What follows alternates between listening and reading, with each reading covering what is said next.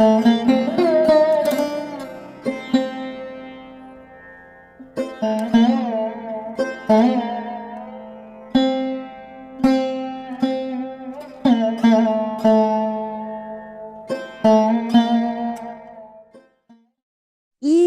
মা আজকে এইসব ঘাস পাতা রান্না করবে?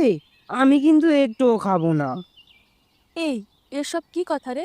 কাল কালী পুজো, তাই আজ 14 রকমের শাক খেতে হয়।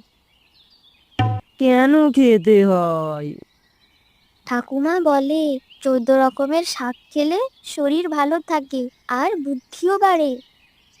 আচ্ছা, অনেক কথা হলো, দুজনে এখনই পড়তে বস। কাল এমনিতে বাড়ির সামনে মাইক বাজবে, আর তোরা তো পড়তেই বসবি না।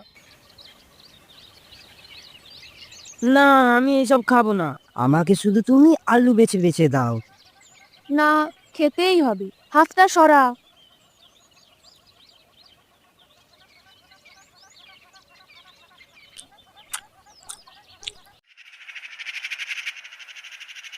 এটা দেখ, এটা এইভাবে এই রকম করে বাঁকা।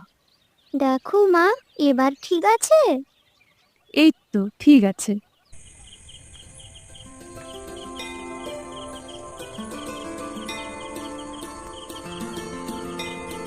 মা, আজ আমরা 14 প্রদীপ কেন জ্বালাচ্ছি?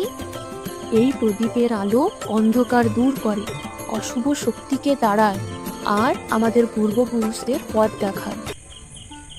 এই ভাই, এই দেখ, ভূত এসে মনে হয় প্রদীপটা তোর হাত থেকে ফেলে দিয়ে ভিজে দিল। কি বাবা, গাছের উপর ওটা কি রে? কেমন একটা কালো কালো, চোখ দুটো মনে হয় লাল লাল। মা, দিদি আমায় আবার ভয় দেখাচ্ছে।